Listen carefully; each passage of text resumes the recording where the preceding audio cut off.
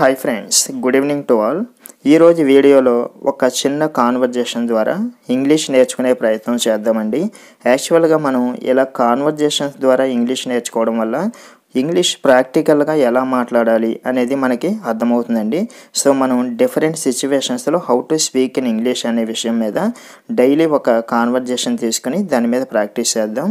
So ఈరోజు conversation ఏమిటంటే at the bank between the customer and the clerk. So at the bank, ఒక బ్యాంకులో ఒక కస్టమర్కి మరియు అక్కడ ఉండేటటువంటి క్లర్క్ ఉంటారు కదండి, ఒక ఆఫీసర్ ఎవరో, ఆ క్లర్క్కి మధ్య జరిగినటువంటి సంభాషణ అనమాట. సో ఈ సంభాషణ ఏ విధంగా ఉంది, డైలాగ్స్ ఎలా ఫామ్ అయ్యాయి అనేది తెలుసుకోవడానికన్నా ముందు అందరికీ ఒక చిన్న ఇన్ఫర్మేషన్ అండి. మీకు స్పోకెన్ ఇంగ్లీష్కి సంబంధించి కానీ ఆర్ రిటర్న్ ఇంగ్లీష్కి సంబంధించి కానీ ఆర్ కాంపిటేటివ్ ఎగ్జామ్స్లో వచ్చే కాంపిటేటివ్ ఇంగ్లీష్కి సంబంధించి కానీ ఎటువంటి డౌట్స్ ఉన్నా సరే కామెంట్స్లో అడగండి. Definitely I will give you reply and clarify all your doubts. Now let's begin our conversation. So the conversation between the customer and the clerk in a bank. So first customer అంటున్నారండి, excuse me sir. Excuse me sir అంటే మనం ఎవరినైనా పనిలో ఉన్న వాళ్ళని వాళ్ళ attention grab చేయాలంటే ఇది వాడతాం కదా, ఎక్స్క్యూజ్ మీ సార్ అన్నారు. అప్పుడు క్లర్క్ అంటున్నారు, yes what can I do for you.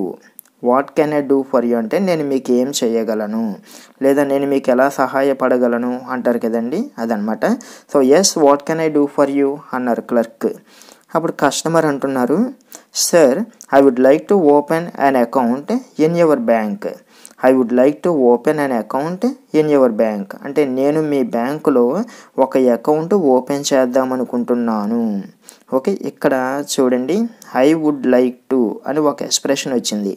మనం ఎప్పుడు కూడా మనకంటే వయస్సులో కానీ హోదాలో కానీ పెద్దవాళ్ళని ఏదైనా రిక్వెస్ట్ చెయ్యాలి అంటే ఇలా చేద్దామనుకుంటున్నాను అని తెలియచేయాలంటే వుడ్ లైక్ టు అనేది వాడతాము.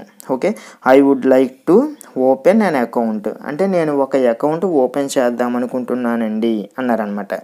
అదే మనం ఎవరైనా మన తోటి వాళ్ళు లేకపోతే మనకంటే వయస్సులో కానీ హోదాలో కానీ చిన్నవాళ్ళు అనుకోండి, అప్పుడు మనం సింపుల్గా ఐ వాంట్ టు అనొచ్చు అనమాట. ఐ వాంట్ టు ఓపెన్ అలా మాట్లాడవచ్చు.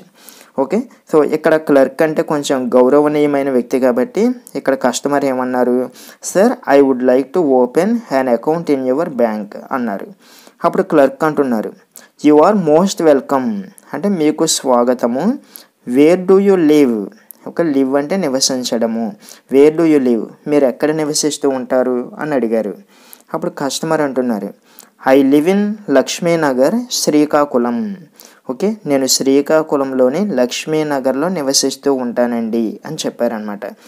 అప్పుడు క్లర్క్ అంటున్నారు, okay please read this form carefully అంటే ఒక అప్లికేషన్ ఫామ్ ఇచ్చి ఇలా అంటున్నారు, please read this form carefully ఈ ఫామ్ని జాగ్రత్తగా చదవండి. Do you want to open savings or current account అంటే మీరు సేవింగ్స్ అకౌంట్ ఓపెన్ చేద్దాం అనుకుంటున్నారా లేదా కరెంట్ అకౌంట్ ఓపెన్ చేద్దాం అనుకుంటున్నారా అని అడిగారనమాట. ఓకే, సో ఇక్కడ డూ యూ వాంట్ టు అంటే మీకు ఎవరినైనా ఏదైనా ఈ పని చేద్దాం అనుకుంటున్నారా అని అడగాలంటే డూ యూ వాంట్ టు అంటాము. ఫర్ ఎగ్జాంపుల్ మీరు ఇంగ్లీష్ నేర్చుకోవాలనుకుంటున్నారా అనాలంటే do you want to learn English. Okay, మీరు ఇంగ్లీష్లో మాట్లాడాలనుకుంటున్నారా, do you want to speak in English. So ఈ విధంగా అనమాట. అప్పుడు కస్టమర్ అంటున్నారు, సేవింగ్స్ అకౌంట్ అంటే నేను సేవింగ్స్ అకౌంట్ ఓపెన్ చేద్దాం అనుకుంటున్నాను. ఇక్కడ చూడండి, మనం కాంటెక్స్ట్ని బట్టి మాట్లాడేటప్పుడు కంప్లీట్ సెంటెన్సెస్ని మాట్లాడాల్సిన అవసరం లేదండి. అంటే ఇక్కడ మీకు do you want to savings account or current account అని అడిగారు. అప్పుడు customer I want to open a savings account sir అని ఫుల్ సెంటెన్స్ చెప్పాల్సిన అవసరం లేదు. ఆల్రెడీ అక్కడ కాంటెక్స్ట్ ఉంది కాబట్టి కాంటెక్స్ట్ని బట్టి అర్థమవుతుంది కాబట్టి సింపుల్గా ఏమన్నారు చూసారా, సేవింగ్స్ అకౌంట్. ఓకే, దీన్నే సేవింగ్స్ అకౌంట్ సార్ అంటే ఇంకా మర్యాదగా ఉండేది. ఓకే, సేవింగ్స్ అకౌంట్ సార్ అన్నారు కస్టమర్. అప్పుడు క్లర్క్ అంటున్నారు, you have to bring a document for address proof such as an electricity bill or phone bill. Okay, ఇక్కడ బ్రింగ్ అంటే తీసుకురావడము. యూ హ్యావ్ టు బ్రింగ్, మీరు తీసుకురావాలి. ఏం తీసుకురావాలంటే ఏ డాక్యుమెంట్, ఒక డాక్యుమెంట్ని తీసుకురావాలి. దేనికి? For address proof, address proof కోసం ఒక డాక్యుమెంట్ని తీసుకురావాలి. ఎలాంటి డాక్యుమెంట్ అంటే such as an electricity bill or phone bill, అంటే ఎలక్ట్రిసిటీ బిల్ లేదా ఫోన్ బిల్లు లాంటి, సచ్ యాజ్ అంటే లాంటి, అంటే ఎలక్ట్రిసిటీ బిల్లు లేదా ఫోన్ బిల్లు లాంటి ఏదైనా ఒక అడ్రస్ ప్రూఫ్ యొక్క డాక్యుమెంట్ని మీరు తీసుకురావాలి. ఓకే, అర్థమైంది కదండి మొత్తం సెంటెన్స్ అంతా కూడా. సో ఇంగ్లీష్ని ఎప్పుడు కూడా రివర్స్లో అర్థం చేసుకుంటాం most of the times. Okay, అలా క్లర్క్ అన్నారనమాట. అప్పుడు కస్టమర్ అంటున్నారు, how much will I have to deposit for opening the account. How much అంటే ఎంత.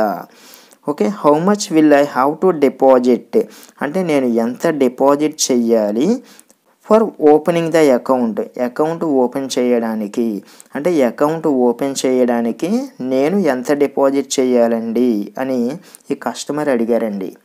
అప్పుడు క్లర్క్ అంటున్నారు, do you want a cheque book, అంటే వాంట్ అంటే కావాలి, do you want a cheque book అంటే మీకు చెక్ బుక్ కావాలా అని అడిగారు క్లర్క్.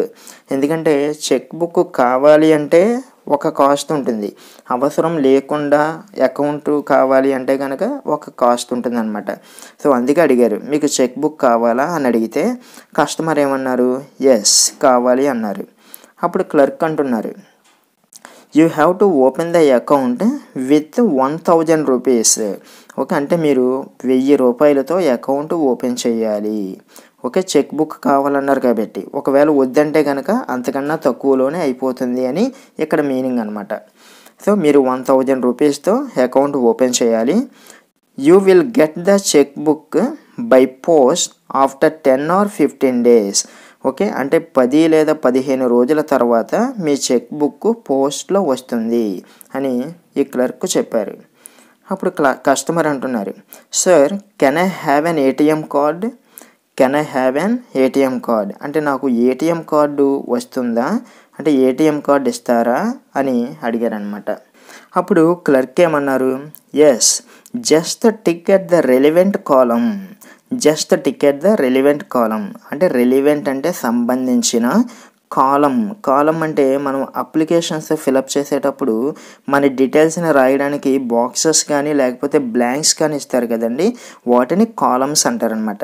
అంటే ఈ క్లర్క్ ఏమంటున్నారంటే just tick at the relevant column అంటే దానికి సంబంధించిన కాలంలో టిక్ పెట్టండి.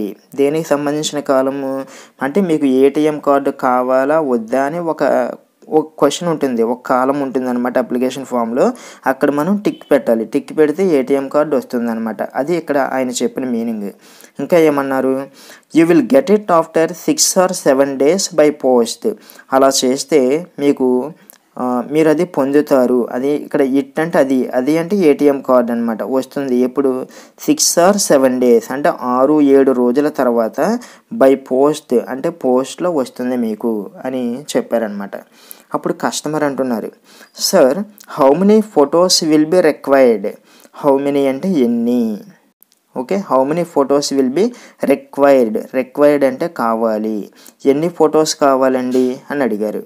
అప్పుడు క్లర్క్ అంటున్నారు, 2 photos will be needed. Okay, needed అంటే అవసరము, 2 ఫొటోస్ అవసరం అవుతాయి, 2 ఫోటోలు అవసరం అవుతాయి. 1 you have to affix on the form. 1 అంటే 1 అంటే ఒక ఫోటో ఏమో, యూ హ్యావ్ టు ఎఫిక్స్ అంటే అంటించడము, ఆన్ ది ఫామ్ ఒక ఫోటో ఏమో ఫామ్ మీద అంటించాలి. ఏదైనా ఒక పని చెయ్యాలి అన్నప్పుడు హ్యావ్ టు వాడతాము. ఒక ఫోటోని మీరు ఫామ్ మీద అంటించాలి. అండ్ అనదర్ అంటే మరొకటేమో will be pasted on your passbook. Pasted అన్న కూడా అంటించడము. మరో ఫోటో ఏమో మీ పాస్బుక్ మీద అంటించబడుతుంది. విల్ బి పేస్టెడ్ అంటే అంటించబడుతుంది. ఇది ప్యాసివ్ వాయిస్లో ఉందండి. So active voice, passive voice అని ఉంటాయి కదా. సో మీకు స్పోకెన్ ఇంగ్లీష్లో యాక్టివ్ వాయిస్, ప్యాసివ్ వాయిస్ని ఏది ఎప్పుడు యూజ్ చేయాలనే కన్ఫ్యూజన్ చాలామందికి ఉంటుందండి. సో దీని మీద సెపరేట్గా ఒక వీడియో చేయడానికి ట్రై చేస్తాను. ఎందుకంటే ఇక్కడ ఎక్స్ప్లెయిన్ చేస్తే మళ్ళీ వీడియో లెంత్ ఎక్కువైపోతుంది అనమాట. సో సెపరేట్ వీడియో చేస్తానండి. సో ఇది కావాలనుకున్న వారు కింద కామెంట్ చేయండి. సో మీరు ఎక్కువ మంది కామెంట్ చేస్తే నేను ఆ వీడియో చేయడానికి ట్రై చేస్తాను. ఓకే, అప్పుడు కస్టమర్ అన్నారు, thank you sir, thank you అని చెప్పారు. I will bring photos and deposit the amount tomorrow.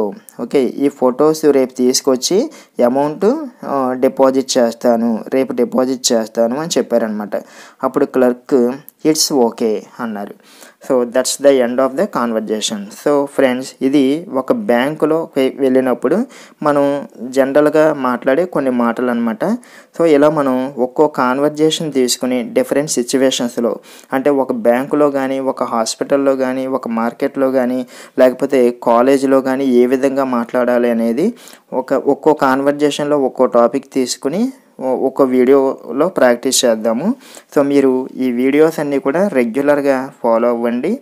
ఇక మీకు నా ఎక్స్ప్లెనేషన్ నచ్చినట్లయితే తప్పకుండా ఒక లైక్ చేయండి. మీకు వీలైతే మీ ఫ్రెండ్స్కి కానీ తెలిసిన వారికి కానీ షేర్ చేయండి. And if you are watching our channel for the first time, please subscribe to our channel and activate the bell icon so that you will get notified whenever I upload a video. Thank you so much for watching.